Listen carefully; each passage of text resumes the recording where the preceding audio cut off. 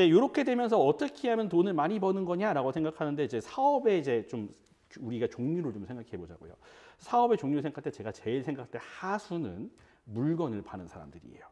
이게 약간 정부 정책하고 아쉬운 게 우리나라는 이제 되게 제조업을 좋아하잖아요. 예, 제조업 근데 중심입니다. 제조업이라고 하는 것은 이제 중국이라든가 이런 데서 이제 제조를 이렇게 크게 하다 보면은 제조 단가에서 도저히 상대가 안 되잖아요. 어려워요. 그렇죠. 예. 상대가 안 되니까 물건을 갖다가 만들어 팔려고 한다는 것이 상당히 제가 하수로 생각하는 거죠. 그러니까 예를 들어 하시는 분들 같은 경우도 내가 뭐 저도 화장품을 하긴 하지만 화장품을 사다가 다시 되파는 일을 한다. 그럼 이제 화장품을 사서 다시 되파는 일은 굉장히 쉽기 때문에 다른 사람들도 다 따라할 수 있고 바로 베낄 수가 있어요.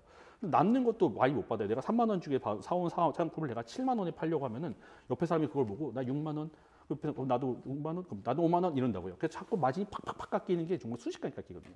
그래서 물건을 파는 일이 가장 낮은 일이라고 저는 생각을 해요. 근데 이제 물건을 파는 일에다가 이제 무엇을 입혀야 되느냐? 두 번째 단계가 남의 일을 대신해 주는 거예요. 남의 일을 대신해 주는 게 흔히 말하는 이제 서비스업으로 볼 수가 있겠죠. 그래서 예를 들어 극단적인 예를 들면 우리가 변호사 같은 일을 생각해 볼 수 있겠어요. 내가 변호사적인 지식이 없으니까 변호사가 내가 어떤 법 쪽에 관련된 일을 할 때 그 사람이 전문가니까 돈을 되게 세게 부잖아요.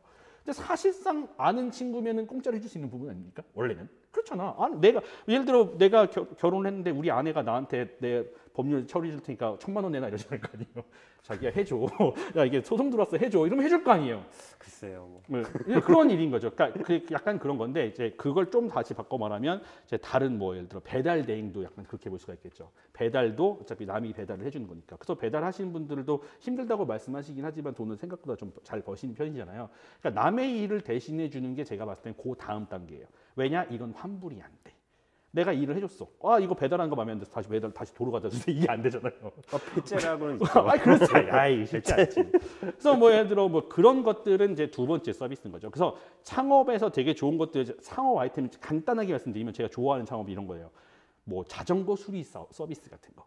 자전거 수리 서비스 첫 번째. 지금 집에서 할 수 있잖아요. 내가 집에서 누워 있다가 당근에다 올리는 거예요. 자전거 고쳐드려요. 막 이렇게 올려놓는 거죠. 그럼 누가 자전거 고장 나가지고 봤는데 누가 수리에 불러 있으면 문자를 하겠죠. 자전거 좀 고쳐주세요. 그럼 내가 자전거를 열심히 타고 가가지고 내가 잘하니까 고쳐주는 거죠. 수리비 4만 원. 그럼 4만 원이 다 남는 거예요. 근데 그걸 갖다가 예를 들어 어떤 물건을 팔아가지고 한다. 예를 들어 포켓몬 빵이 잘 팔리는데 그거 1,500원이잖아요. 500원씩 남잖아요. 그러면 4만 원 벌 몇 개 팔아야 돼요? 80개인가요?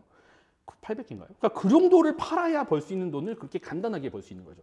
그러니까 저는 그것도 훌륭한 사업이라고 생각하죠. 그렇게 해서 자전거 수리업을 시작하는 것도 다른 어떤 걸 해서 망하는 것보다야 훨씬 훌륭한 사업인 거죠. 그러니까 자전거를 타는 걸 내가 좋아하고 어차피 내가 매일 6시에 퇴근하고 가지고 자전거를 한 바퀴 돌거든. 그럼 자전거를 타면 그냥 돌지 말고 자전거 수리를 해드려요. 자전거 뭐 기름칠 해드려요. 자전거 뭐 봐드립니다. 뭐 예를 들어 한 번 봐주는데 10,000원. 그래가지고 10,000원 받으면서 뭐 즐거운 사람들하고 되게 재밌잖아요. 자전거 제가 20년 탔는데요. 여기 타면 너무 좋고요. 막 떠들면서 즐겁게 일하면서 나는 10,000원을 벌었잖아요. 그러니까 그런 게 저는 되게 훌륭한 창업이라고 생각하는 거죠. 쉽게 말을 하자면. 그러니까 그런 식의 것들을 시작해 보는 게 중요하다. 그래서 이게 두 번째가 이제 서비스업입니다. 세 번째가 이제 끝판왕인데 이것이 경험 서비스예요. 이제 요 경험이라고 하는 것이 요 세 가지하고 입혀질 수 있어요. 예를 들어 이런 거죠. 우리가 뭐 되게 블랙핑 BC 뭐 이런 분들이 같은 경우 유튜브에서 그 온라인 콘서트 했잖아요. 그 표가 얼마인지 아시죠? 55,000원 정도 했잖아요. 최저가가. 그래요? 네. 그 55,000원. 그럼 바꿔 말하면 유튜브 영상 틀면 그냥 나오는 건데 나 그냥 볼 수 있는 건데 어차피 뭐 어디 뭐 가요 톱 어쩌고에서 나온다던가 무슨 뭐 뮤직뱅 어디에서 나왔다는 것들을 그냥 보면 되는데 그걸 굳이 내가 라이브로 본다고 내 인생이 달라지나요? 근데 그거의 경험을 위해서 나는 엄청난 돈을 쓰는 거잖아요. 그래서 이거의 끝판왕이 이제 관광업 같은 거죠. 그러니까 관광업 같은 경우는 내가 일본에 가서 뭐 예를 들어 뭐 이런 거 타코야끼를 먹었다. 그럼 그 사람들한테 그게 일상일 텐데 나한테는 이게 특별한 경험인 거예요. 오 역시 일본 본토 맛은 달라. 막 이런 거죠. 아니 그게 뭐 그렇게 대단한 거라고 그 돈을 갖다가 써가지고 하는 거예요. 제가 이제 캐나다 살 때는 이제 나이아가라 폭포 근처에 살았거든요. 그러니까 나이아가라 폭포는 어떤 거냐면 저한테는 그게 동네 개울이에요. 동네 개울. 그러니까 자고 일어나면 저기 이렇게 좀 넓긴 한데 거기 이렇게 흐르는 개울인 거죠. 아니 뭐 예를 들어서 이제 서울 사람들이 한강 유람선 안 타고 그렇죠. 감탄타워 안 가고 그렇죠. 그래서 그렇게 하고 있는데 가끔씩 한국인 관광객들이 지나가가지고 여기서 막 사진 찍고 계신단 말이에요. 그럼 저는 이제 보면서 와, 저 우리 동네 개울 오는데 비행기값 200에 여기까지 오면 한 3,400 써서 우리 동네 개울을 놀러 왔네 생각하는 거죠. 근데 그거를 갖다가 굉장히 중요하게 생각하잖아요. 그래서 그런 것들 이제 교육 뭐 예를 들어 무슨 뭐 이렇게 교육 그런 무슨 서비스, 엔터테인먼트 이런 것들은 전부 다 대단한 거죠. 그래서 예를 들어 음식을 같이 먹어도 내가 뭐 예를 들어 무슨 유명한 셰프집에 가서 밥을 먹는다. 이제 이거가 이제 경험을 선사하게 되는 것이죠. 그러니까 내가 물건을 팔 때는 반드시 경험이 포함이 돼 있어야 되고 반드시 스토리텔링이 같이 있어야 되는 거예요. 가지고 예를 들어 아까 자전거 서비스 한다. 그냥 자전거 서비스를 합니다가 아니지. 뭐 어떻게? 저는 이제 뭐 여기에서 한강 사이클을 주로 하는 어떤 뭐 누군데 이게 뭐 한강에 뭐 좋은 코스도 알려드릴게요. 뭐 이런 거지. 이런 거 하게 되면은 단지 난 자전거 고치면 어떤 아저씨가 와가지고 막 고칠 것 같은데 막 전문가적인 아저씨가 이렇게 딱 와가지고 막 재밌는 얘기해 주면서 생각나는 그 아이템 같은 거 하나 있어요. 되게 파퓰러한 거. 뭐요? 되게 누구나 다 아는. 우리나라 같은 경우 뭐 해병대 체험. 그걸 돈을 낸다 사람. 그러니까 구피자들한테는 그걸 돈을 내. 굳이 왜 그걸 왜 돈 내고 굳이 해? 왜 시간 되면 하기 싫어도 해야 되는데 막 해병대 캠프 막. 그렇죠.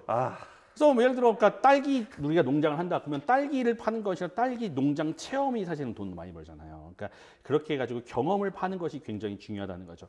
가지고 이제 이렇게 이런 것들이 있어요. 그러니까 우리나라 같은 경우는 이런 걸 생각보다 굉장히 뭐라고 생각할까 좀 오글거려하는 것 같아요. 그러니까 일본 이제 아키하바라 이런 데 가보면은 이제 그러니까 메이드 카페 이런 거 있잖아요.